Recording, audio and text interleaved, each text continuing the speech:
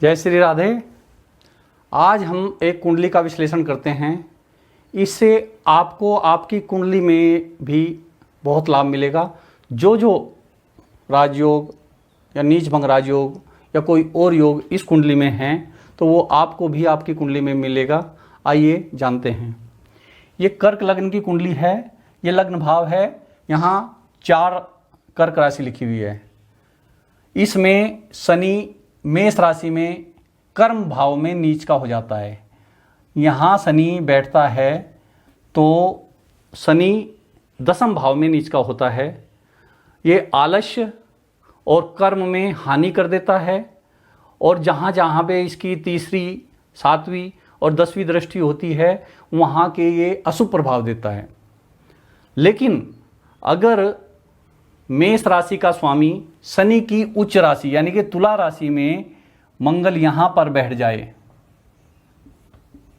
और यहाँ से 7वीं दृष्टि से शनि को देखे तो ये नीच भंग राजयोग हो जाता है।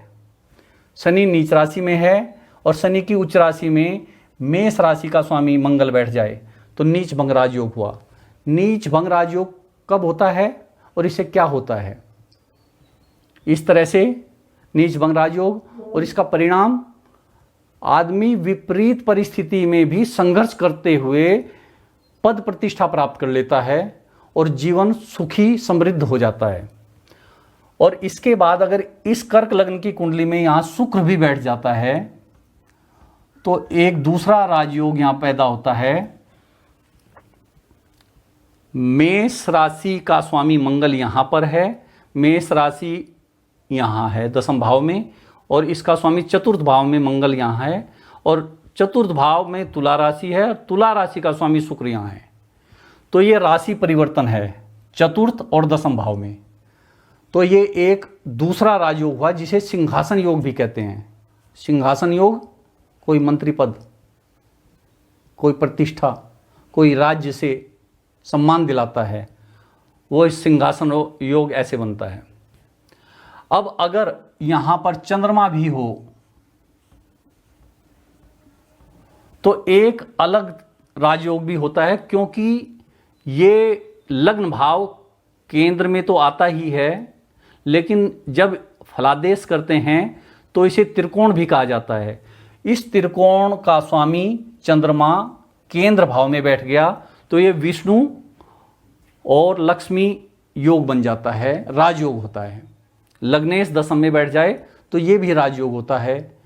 ये तीसरा इसमें राजयोग है। ये भी उपलब्धियां देता है। इस तरह से एक कर्क लग्न की कुंडली में ये 3 प्रकार के योग हो गए। ये जीवन में ऊंचा उठाएंगे। अब अगर यहां पर राहु है तो वो व्यक्ति के स्वभाव में कटुता लाएगा। उससे बचने के लिए अगर यहां पर बृहस्पति की 5वीं 7वीं दृष्टि हो जाए तो वे अशुभ प्रभाव कम हो जाते हैं। बृहस्पति की 5वीं दृष्टि यहां से राहु पर पड़ेगी तो राहु के जितने भी अशुभ प्रभाव हैं वो कम हो जाएंगे।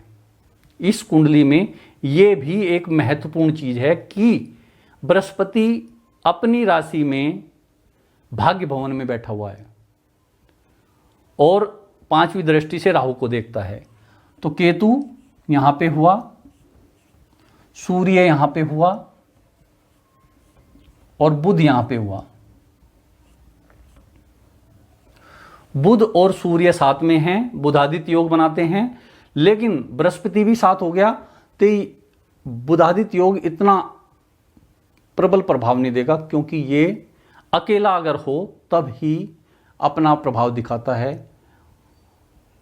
लेकिन फिर भी सूर्य और बुध आदमी को नेक नियति पे चलाएंगे और जीवन में कभी गलत रास्ते पर नहीं आने देंगे। इस तरह से इस कुंडली का विश्लेषण हुआ। आप सबको इससे अपनी कुंडली देखने में आसानी होगी। नमस्कार।